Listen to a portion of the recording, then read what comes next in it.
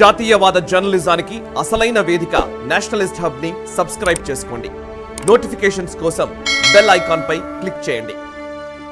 నమస్తే, welcome to Nationalist hub. Cabinet లో ఒక్క ముస్లిం వ్యక్తి కూడా లేడు. దేశంలోని కుహనా లౌకికవాదులు లేవనెత్తుతున్న కొత్త వాదన ఇది. కనీసం మైనార్టీ వ్యవహారాల శాఖనైనా ముస్లింలకు కేటాయించవచ్చు కదా అని కొంతమంది ప్రశ్నిస్తున్నారు. అయితే ఈ ప్రశ్న ఎంతవరకు సబబు? కేబినెట్లో మైనార్టీలకు ఖచ్చితంగా స్థానం ఉండాల్సిందేనా అనే ప్రశ్నకు సమాధానం వెతికే ప్రయత్నం చేద్దాం. ప్రధాని మోదీతో పాటు 71 మంది మంత్రులుగా ప్రమాణ స్వీకారం చేశారు. ప్రతి ఒక్కరికి కేంద్రం ఇప్పటికే మంత్రిత్వ శాఖలను కేటాయించింది. అయితే ఈ 71 మందిలో ఒక్క ముస్లిం వ్యక్తి కూడా లేడు. దీనికి ఓ కారణం ఉంది. బీజేపీకి సొంతంగా 240 మంది ఎంపీలు ఉన్నారు. అయితే గెలుపొందిన ఎంపీలో ఒక్కరు కూడా ముస్లింలు లేరు. దీంతో మంత్రి పదవి ఇవ్వడానికి కుదరలేదు. ఎవరైనా వ్యక్తికి ఇప్పుడు మంత్రి పదవి కేటాయించి రాబోయే 6 నెలల్లో రాజ్యసభ సీటునిచ్చి గెలిపిస్తే అతను మంత్రి పదవిలో కొనసాగగలడు. కానీ అటువంటి కొన్ని ప్రత్యేక పరిస్థితుల్లో మాత్రమే జరుగుతాయి. ప్రస్తుత విదేశీ వ్యవహారాల శాఖ మంత్రి ఎస్ జయశంకర్ అటువంటి ప్రత్యేక వ్యక్తుల్లో ఒకరు. జయశంకర్కు ఆ పదవి ఊరికే రాలేదు. ఒక ఐఎఫ్ఎస్ అధికారిగా విదేశాల్లో పనిచేసిన అనుభవం జయశంకర్కు ఉంది. ఏ దేశాలతో ఎలా నడుచుకోవాలి, ఏ దేశానికి ఎలా ముకుతాడు వేయాలన్నది జయశంకర్కు బాగా తెలుసు. చైనాలో సైతం రాయబారిగా పనిచేసిన అనుభవంతో ఆ దేశంలోని లోటుపాట్లన్నిటినీ తెలుసుకున్న వ్యక్తి జయశంకర్. అందుకే అతడిని ఏరికోరి మరి మోదీ తన కేబినెట్లో చేర్చుకున్నారు. అయితే అంతటి ప్రాధాన్యత కలిగిన వ్యక్తిని తీసుకువచ్చి కేబినెట్లో చేర్చుకోవాల్సిన అవసరం ఏముంది అనేది ఇక్కడ ప్రధానమైన ప్రశ్న. బీజేపీని హిందుత్వ పార్టీగానే ముస్లింలు నమ్ముతారు. తమకు ఆ పార్టీ పూర్తి వ్యతిరేకమని, ఆ పార్టీ అధికారంలోకి వస్తే తమను అణిచివేస్తుందని చాలా మంది భావిస్తున్నారు. బీజేపీపై ముస్లిం వ్యతిరేక ముద్ర ఇప్పటిది కాదు. ఆ పార్టీ వ్యవస్థాపకులో ఒకరైన ఎల్కే అద్వానీ రామ మందిర రథయాత్రను చేపట్టిన సమయం నుంచే ముస్లింలలో ఈ అభిప్రాయం నెలకొంది. అప్పటి నుంచి బీజేపీని సపోర్టు చేయలేదు. ఆ పార్టీకి ఓటు వేస్తే తమ ప్రయోజనాలు దెబ్బతింటాయని ముస్లింలు భావిస్తున్నారు. ఇందుకు వ్యతిరేకంగా దేశంలో సెక్యులర్ పార్టీలని చెప్పుకునే కాంగ్రెస్, విపక్షాలని ముస్లిం ఓటు బ్యాంకు కోసం తాపత్రయపడుతున్నాయి. వారిని ప్రసన్నం చేసుకునేందుకు ఆయా పార్టీలు పడని పాట్లు అంటూ లేవు. హజ్ సబ్సిడీలు, వక్ఫ్ భూముల పరిరక్షణ, ముస్లింల కోసం ప్రత్యేకంగా తాయిలాలు వంటివి ఎన్నో ప్రకటించాయి. కాంగ్రెస్ అయితే వారిని ప్రసన్నం చేసుకోవడం కోసం మరో అడుగు ముందుకు వేసి ఉగ్రవాదులకు మద్దతిచ్చే స్థాయికి వెళ్లిపోయింది. పాకిస్తాన్ భారత్లో ఉగ్రవాద దాడులు చేస్తున్నా కూడా ఒక్కసారి ప్రశ్నించిన పాపాన పోలేదు. పాకిస్తాన్ పేరు ఎత్తకుండా ఆ దేశాన్ని తిడుతుండేది. అంతేకాదు, కాంగ్రెస్ నాయకులు తరచూ పాకిస్తాన్కు సైతం వెళ్లి వచ్చేవారు. దీనివల్లే ముస్లింలంతా కాంగ్రెస్ పార్టీకో లేక ఇతర ప్రాంతీయ పార్టీలకు ఓటు వేశారు. కానీ బీజేపీకి మాత్రం ఓటు వేయలేదు. ఇక బీజేపీ వారికి అన్యాయం ఏమైనా చేసిందంటే అదీ లేదు.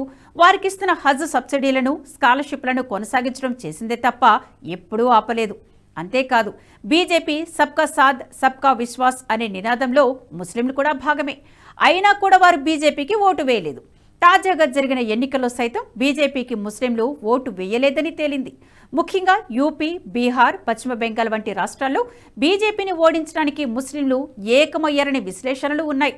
ముస్లింల విషయంలో మోదీ ఎన్నికల ప్రచార సమయంలో కీలక వ్యాఖ్యలు చేశారు. ఓ టీవీ ఛానల్ ఇచ్చిన ఇంటర్వ్యూలో ముస్లింలలో చదువుకున్న వారు తమ వర్గం ఎదుగుదల కోసం ఆలోచించాలన్నారు. దేశమంతా ఒకవైపు వెళుతుంటే ముస్లింలు మరోవైపు చూడడం బాధాకరమన్నారు. దేశ అభివృద్ధిలో వారు కూడా భాగం కావాలని మోదీ అన్నారు. తాము ఎప్పుడూ ముస్లిం విరోధం కాదని చెప్పారు. కానీ వారు తమను విరోధులుగానే చూస్తున్నారని, నెహ్రూ కాలం నుంచే ఇది మొదలైందన్నారు. ఇప్పటికీ వారు తమకు ప్రత్యేక అధికారాలు కోరుకుంటున్నారని, అందరితో పాటే సమానంగా ఎందుకు ఉండట్లేదని ప్రశ్నించారు.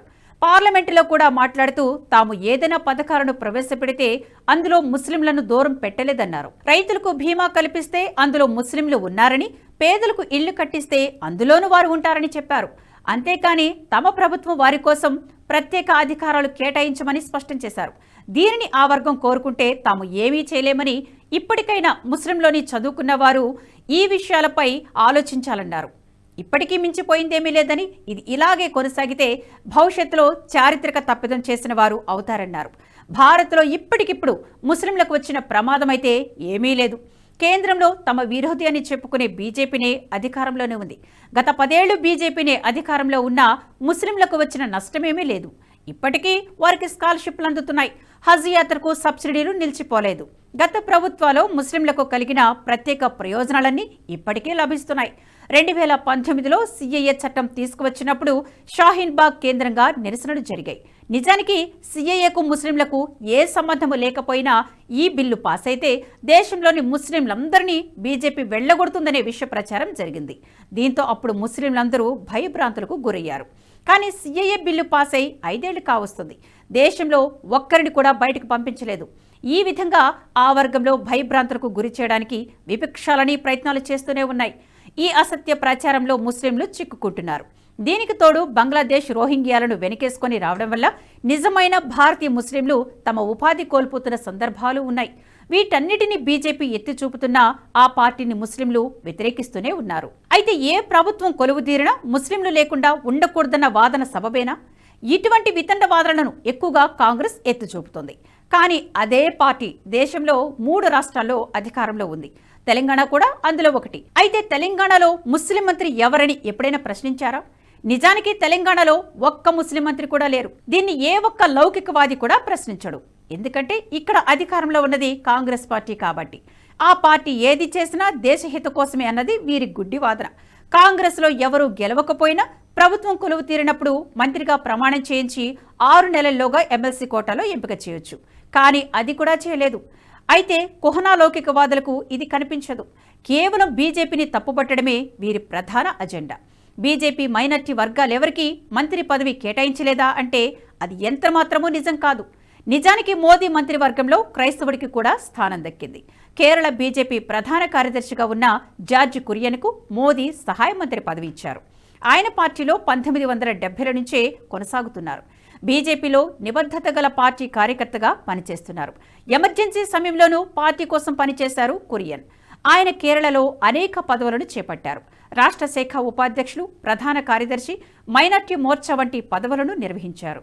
వృత్తిరీత్యా న్యాయవాది అయిన కురియన్ మోదీ మొదటి ప్రభుత్వంలోనే మైనార్టీ కమిషన్ సభ్యునిగా ఎన్నికయ్యారు. బీజేపీ పట్ల ముస్లింలలో ఉన్నంత ద్వేషం క్రైస్తవుల్లో లేదు. నిజానికి ఈశాన్య రాష్ట్రాల్లో బీజేపీ విజయం సాధించడానికి క్రైస్తవ జనాభా కూడా కీలకమే. దాదాపు 40% క్రైస్తవ జనాభా ఉన్న మణిపూర్లో బీజేపీ అధికారంలో ఉండడానికి వారు కూడా ఓట్లు వేయడమే కారణం. అంతేకాదు అటు కేరళలో త్రిశూర్ నియోజకవర్గంలో పార్టీ గెలుపొందడానికి కూడా అక్కడ క్రైస్తవులు బీజేపీ వైపు మొగ్గు చూపడమే ప్రధాన కారణం. అందుకే బీజేపీ వారిని గుర్తిస్తోంది. ఈ విషయాన్ని మోదీ ఎప్పుడో చెప్పారు. దేశమంతా ఒకవైపు వెళుతుంటే ముస్లింలు మరోవైపు వెళ్లవద్దని, అందరితో కలిసి ముందుకు సాగాలని పిలుపునివ్వడానికి ఇదే ప్రధాన కారణం. దీనివల్ల నష్టపోయేది బీజేపీ కాదు. నిజానికి ఈ విధంగా ఉండడం వల్ల ప్రధానంగా నష్టపోయేది ముస్లింలే అని మోదీ సైతం చెప్పారు. ఇప్పటికైనా ఆ వర్గాన్ని తప్పుదారి పట్టించకుండా అందరితో కలిసి నడిచేలా చూడాలని బీజేపీ కోరుకుంటుంది. ఈ వీడియో మీకు నచ్చినట్టయితే లైక్ చేయండి, 10 మందికి షేర్ చేయండి. అలాగే కామెంట్ల రూపంలో మీ అభిప్రాయాలను మాతో పంచుకోండి. Nationalist hub group of channels ను సబ్స్క్రైబ్ చేసుకుని తెలుగునాట జాతీయవాద జర్నలిజాన్ని ప్రోత్సహించండి. ఈ వీడియో కింద ఉన్న బెల్ ఐకాన్ పై క్లిక్ చేయడం మర్చిపోవద్దు.